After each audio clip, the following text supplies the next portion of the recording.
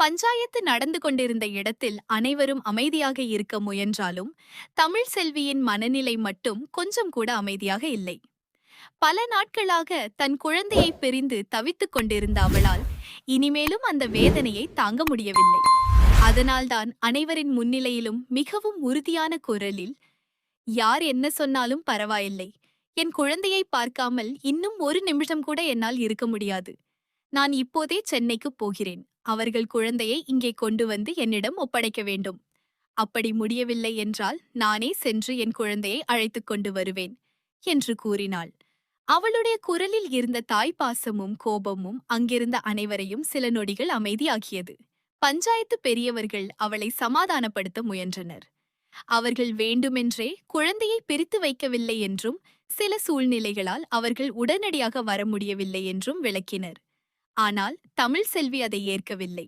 பணம் இருப்பவர்களுக்கே எல்லோரும் ஆதரவாக நிற்கிறார்கள், ஏழையின் உணர்வுகளுக்கு யாருக்கும் மதிப்பு இல்லை என்று வேதனையுடன் பேசினாள். அந்த வார்த்தைகள் பெரியவர்களுக்கும் வருத்தத்தை ஏற்படுத்தின. அவர்கள் அவளிடம் இவ்வளவு கடுமையாக பேச வேண்டாம் என்று கூறிய போது ஒரு தாயின் மனவேதனையை யாராலும் மாற்ற முடியவில்லை. அந்த நேரத்தில் தமிழ் செல்வியின் அம்மாவும் மிகவும் பணிவாக எழுந்து, என் மகள் கோபத்தில் பேசிவிட்டாள், அதற்காக நான் மன்னிப்பு கேட்கிறேன். குழந்தைக்கு தடுப்பூசி போட்டதால் காய்ச்சல் வந்திருக்கிறது.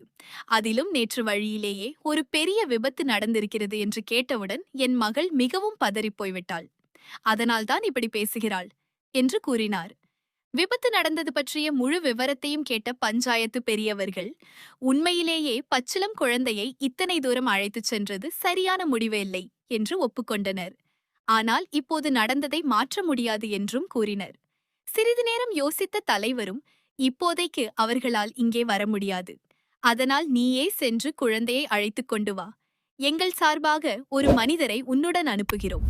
அவர் முன்னிலையில் குழந்தைகளை மாற்றிக்கொள்ளலாம் என்று தீர்ப்பளித்தார். அந்த முடிவு தமிழ் செல்விக்கு சிறிய நிம்மதியை தந்தது.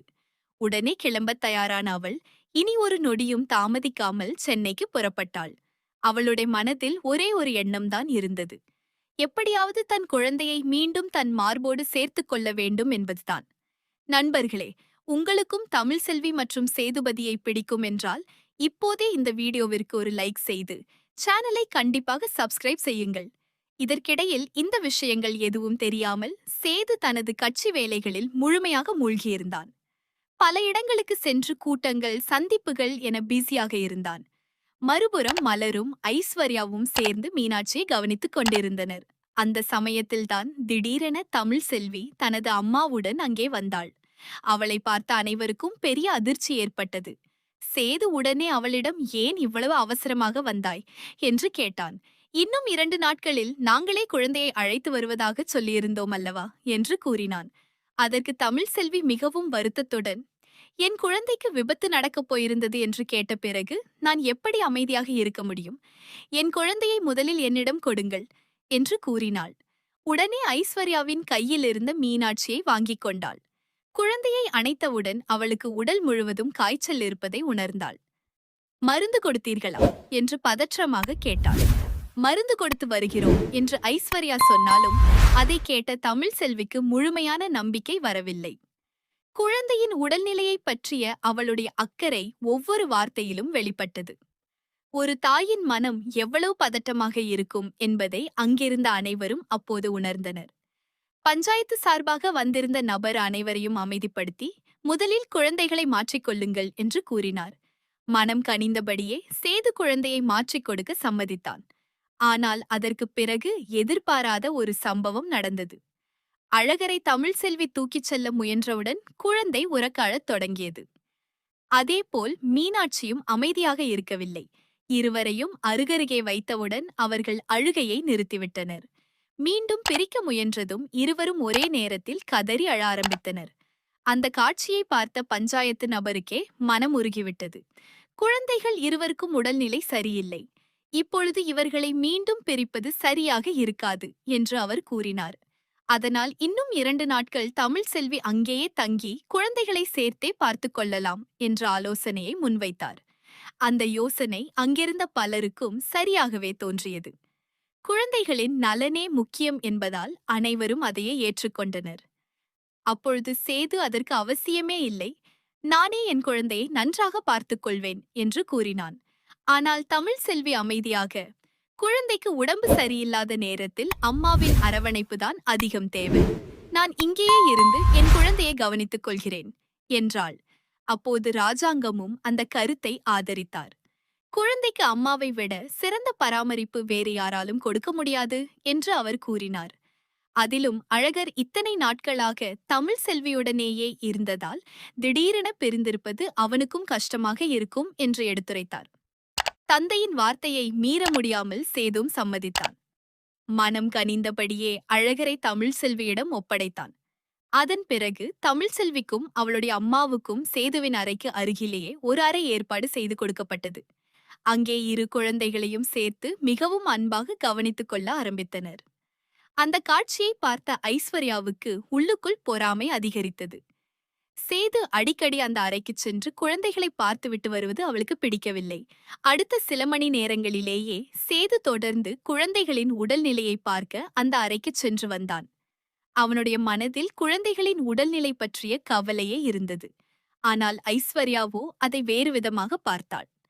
நாம் முதல் முறையாக இவ்வளவு தூரம் வெளியூர் வந்திருக்கிறோம். ஆனாலும் உங்களுக்கு என்னை விட அந்த அறையே முக்கியமாக இருக்கிறது என்று குறை கூறினாள். அதற்கு சேது, குழந்தைகளுக்கு காய்ச்சல் இருக்கிறது, அதனால்தான் அடிக்கடி போய் பார்த்து வருகிறேன் என்று அமைதியாக விளக்கினான். இருந்தாலும் ஐஸ்வர்யாவின் கோபம் குறையவில்லை. சேது அங்கேயே தங்கிவிடலாமா என்று கூட யோசிப்பதாகச் சொன்னபோது அவளுடைய கோபம் இன்னும் அதிகரித்தது. அவள் அதை ஏற்றுக்கொள்ள மறுத்து இரவு முழுவதும் அவனை பற்றி குறை கூறிக்கொண்டே இருந்தாள். சேதுவுக்கோ தூக்கம் வரவில்லை. குழந்தைகளின் நிலை எப்படி இருக்கிறது என்ற கவலை மீண்டும் மீண்டும் அவனை அந்த அறைக்குச் செல்ல தூண்டியது. நடுராத்திரியில் மெதுவாக தமிழ் செல்வியின் அறைக்குச் சென்ற சேது கதவை தட்டினான். கதவை திறந்த தமிழ் செல்வி அவனை உள்ளே வரச் சொன்னாள். குழந்தைகள் இன்னும் முழுமையாக குணமாகவில்லை என்றும் காய்ச்சல் குறைய இன்னும் ஒரு நாள் ஆகலாம் என்றும் அவள் கூறினாள். இருவரும் சேர்ந்து மாறி மாறி குழந்தைகளை தூக்கி ஆற்றினர். மருந்து கொடுத்தனர்.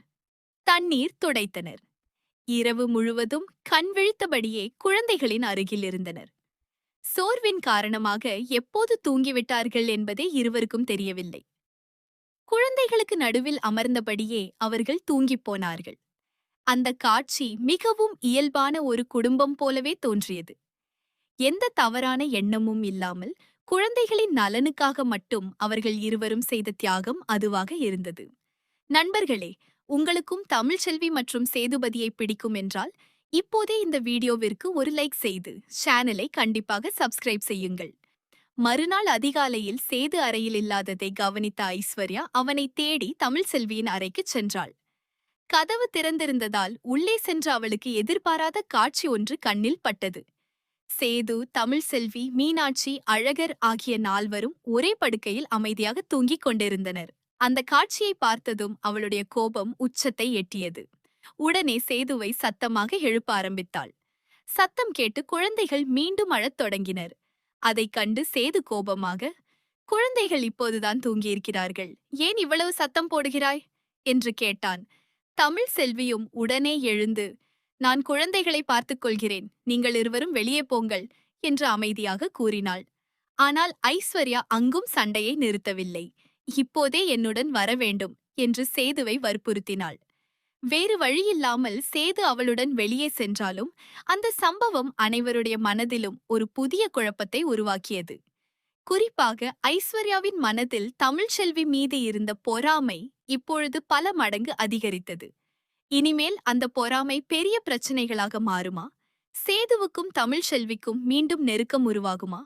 அல்லது இந்த சூழ்நிலையை பயன்படுத்தி ஐஸ்வர்யா புதிய சதிகளை ஆரம்பிப்பாளா என்ற பல கேள்விகளை எழுப்பும் வகையில் கதையின் அடுத்த கட்டம் மிகுந்த பரபரப்புடன் நகரப்போகிறது.